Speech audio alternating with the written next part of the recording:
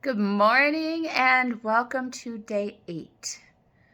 So, in a perfect world, and how this would be using today would be like day 8 of sobriety or like day 8 of making changes. And I would say, I'm so fucking proud of you. Good job. But in reality, it's just day 8 of me recording myself saying some shit, right? But I don't know.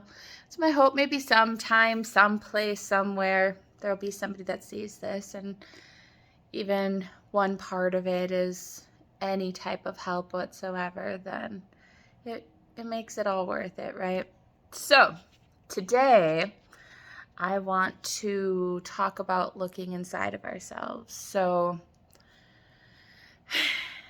we have to look inside of ourselves. We have to know ourselves. We have to know what they call them core values, right? But it's not anything like that you need a clinical term for, but we have to know what we give a fuck about. We have to know what drives us, what pushes us, what makes us do the things that we do, what's important.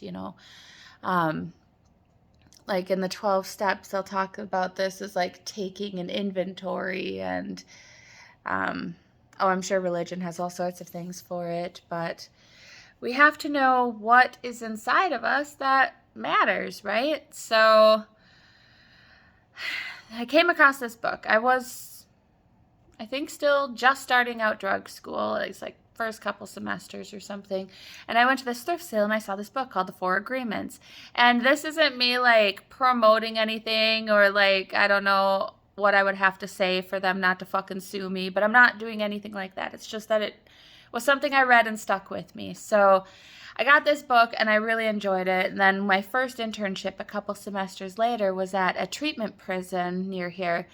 And we were in their library looking at resources and such, and they had a whole shelf of these books. And I was like, wow, how fucking applicable is this? So I was pretty happy to see that they used it in like the treatment aspect of things, right? So the Four Agreements, I'm gonna break it down real fucking simple for you. Basically, it's four, like, I don't want to say rules, but like things to live by, right? Like Bible equivalent commandments. I don't know. Are fucking commandments part of the Bible? I don't know shit about shit, I promise.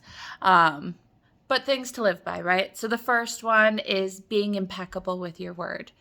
What we say matters. How we feel about what we say matters. If we know, there's been so many people who have absolutely nothing in this world, and the only thing they do have is their word. Their word means everything. Like if I tell you that I promise, I want that to hold weight. I want you to know that means something. That, if Miranda is saying that, she means it, and I know she means it because she's always been impeccable with her word. She follows through with what she says. She keeps her promises.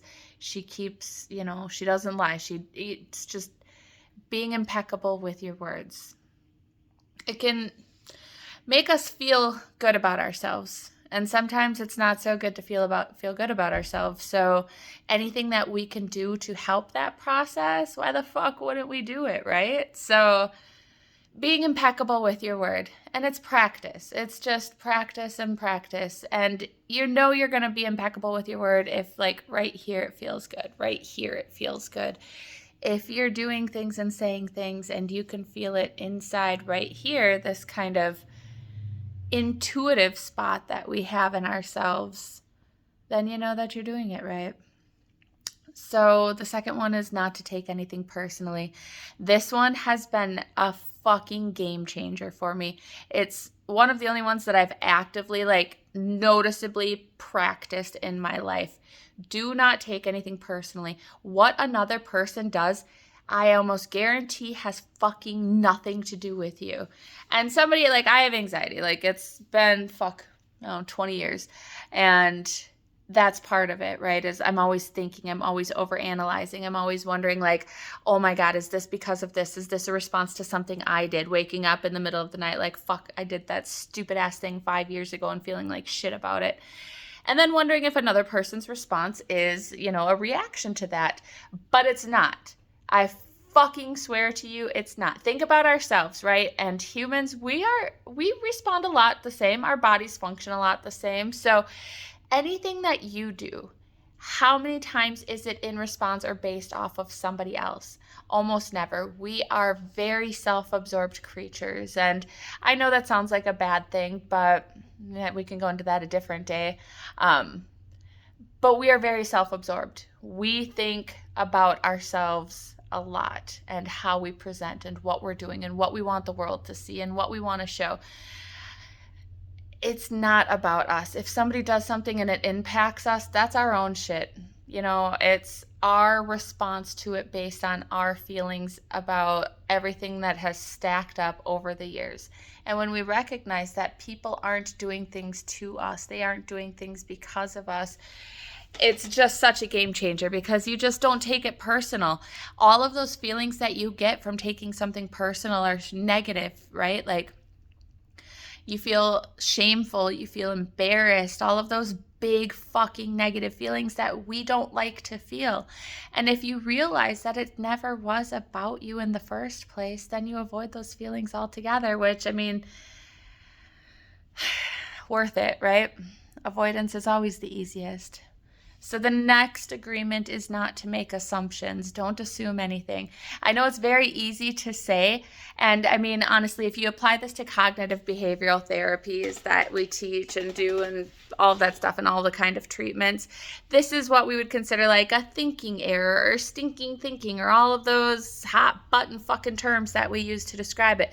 But really all it is paying attention to our thoughts. Don't make assumptions. Don't assume something. If you don't know, fucking ask.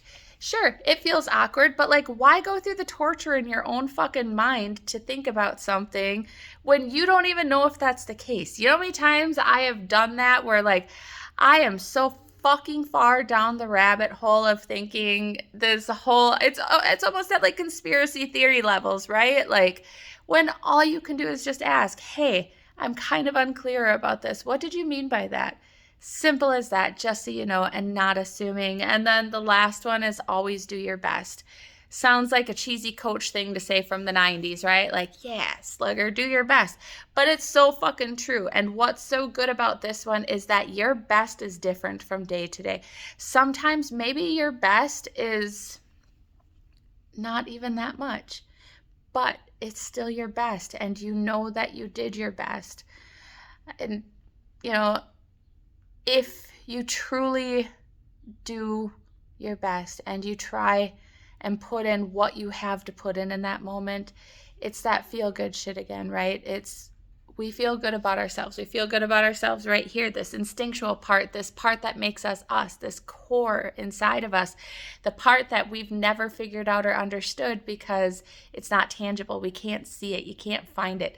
Is it a spirit? Is it a soul? Like, what is it that makes us all different, makes us all tick? And that's the part that kind of feels good when we follow these, especially the do your best. If you do your best and be impeccable with your word, I mean, that's integrity. That's putting everything you got into it and knowing that you tried. So that way, even if things don't work how you wanted them to or how you expected them to, you know you did your part. And that's all we can do in this life, right? Is our fucking part. All right, this video went kind of long. Sorry about that. I will see you guys tomorrow.